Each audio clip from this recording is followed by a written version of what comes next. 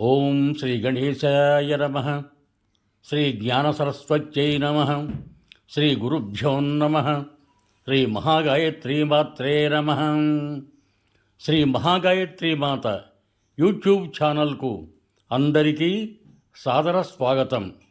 ఆహ్వానించువారు కాశీవజ్జల సుబ్రహ్మణ్య శర్మ, నిడదవోలు. శ్రీ గురుచరిత్ర అధ్యాయం 32. సావిత్రి సహగమన ప్రయత్నం. ప్రథమ భాగము. దైవస్తుతి.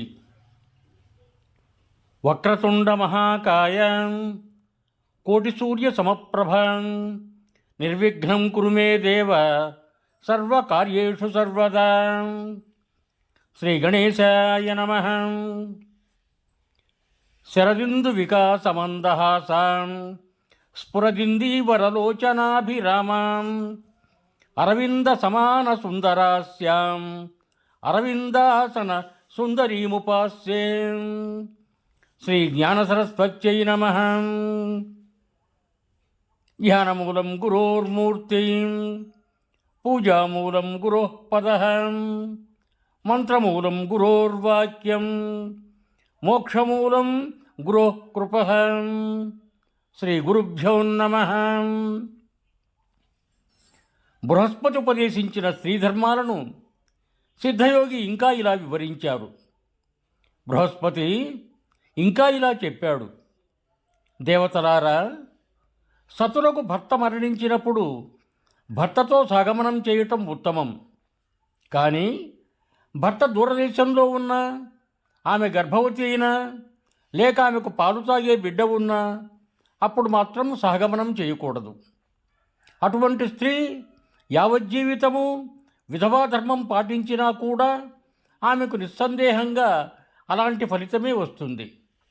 విధవా ధర్మాలు కూడా ఎంతో పుణ్యప్రదమైనవే. ఆమెకు జుట్టు తీయించుకోవడం ప్రధాన కర్తవ్యం. లేకుంటే ఆమె జుట్టు అనే త్రాడుతో భర్తను కట్టివేసిన దోషం వస్తుంది. గతించిన భర్త కూడా పతితుడవుతాడు.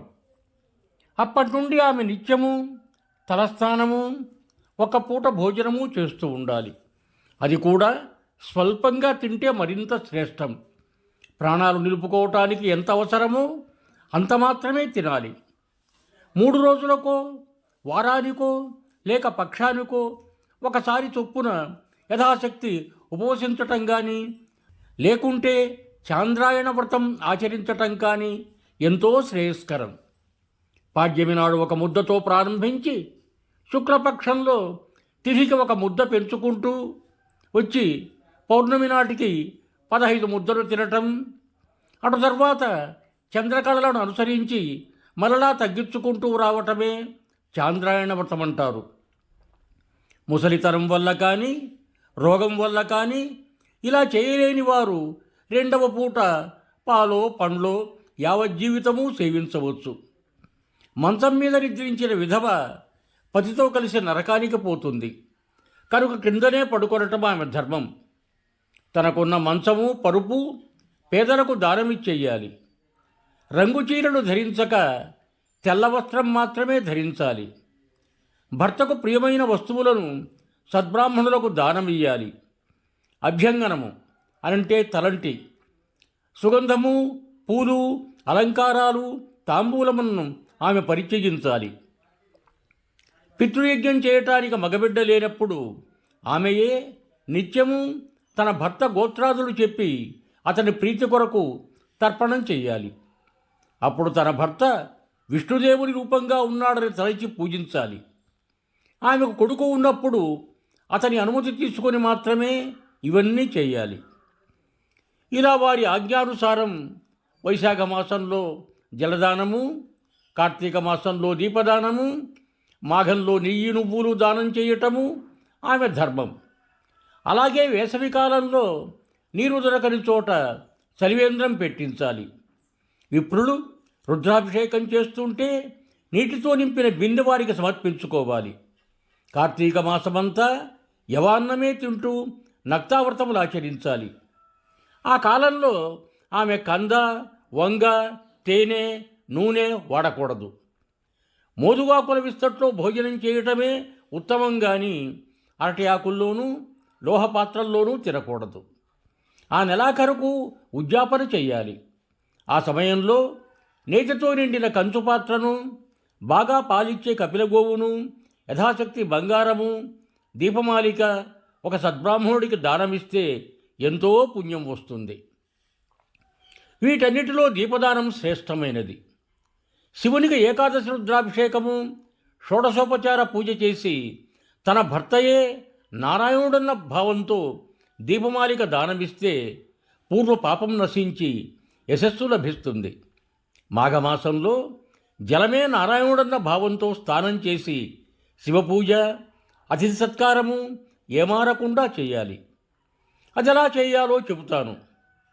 వేద విధుల కంటే కాళ్ళు కడుక్కునేదానికి నీళ్ళిచ్చి విసనకర్ర, పరిమళ ద్రవ్యాలు, దక్షిణ తాంబూలాలతో కూడా నూతన వస్త్రాలు, ద్రాక్ష మరియు అరటిపండ్లు, ఒక పాత్రలో పానకము దానమిచ్చి తన భర్త పేరిట వారికి ఆపోసనమిచ్చి వారికి సాత్వికాహారం తృప్తిగా వడ్డించాలి. వారిలో ఎక్కువగా బయట తిరిగేవారికి గొడుగు, పాదుకలు సమర్పిస్తే అనంతమైన ఫలితం ఉంటుంది. ఇలా ఆచరిస్తే సతీ సహగమనంతో సమానమవుతుంది. ఆమె భర్తకు కూడా పాపం నశించి స్వర్గం లభిస్తుంది. పతివ్రత అయిన స్త్రీ భాగీరథితో సమానము. ఆమె భర్త శంకరుడితో సమానమే. కాబట్టి ఇట్టి దంపతులు లోకపూజ్యులు, ధైర్యం కలవారు సహగమనం చేయవచ్చు. కనుక అమ్మాయి, నీవు శోకం విడిచి బృహస్పతి చెప్పిన ధర్మాలలో స్త్రీలకు 2 మార్గాలు కనిపిస్తున్నాయి. నీకేది శ్రేయస్కరమనిపిస్తే అలానే చెయ్యి అని చెప్పి ఆ యోగీశ్వరుడు ఆమె తల మీద హస్తముంచి ఆశీర్వదించాడు. అప్పుడు ఆమె, యోగీశ్వర, మీరే నాకు తల్లి, తండ్రి, బంధువులు, వేరెవ్వరూ లేరు. ఇంత దూరదేశంలో నేను ఒంటరి అయినప్పుడు మీరు తారసిల్లారు. యుక్త వయస్కురాలనైన నాకు వైధవ్య ధర్మం ఆచరించటం కత్తి మీద నడక వంటిది. యవ్వనము, సౌందర్యము కలవారికి ఈ లోకంలో నిందలు తప్పవు. కనుక నాకు సహగమనమే నచ్చింది. అదే ఆచరిస్తాను. నన్ను ఆశీర్వదించండి అని నమస్కరించింది. ఆయన ఆశీర్వదించి, తల్లి, త్వరలో నీ భర్తను తప్పక కలుసుకుంటావు. నీవు ఇంత దూరం గురుదర్శనం కోసం వచ్చావు, కానీ విధివశాన జరగరానిది జరిగిపోయింది.